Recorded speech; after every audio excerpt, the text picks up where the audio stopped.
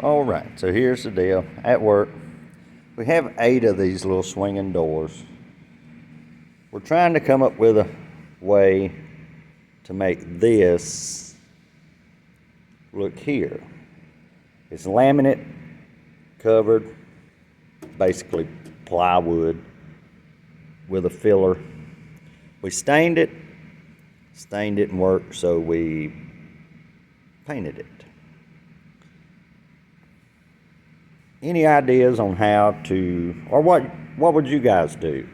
Leave it in the comments. Let me know what you guys think about it and what y'all do. And wood putty did not hold in the holes at all, even after it dried.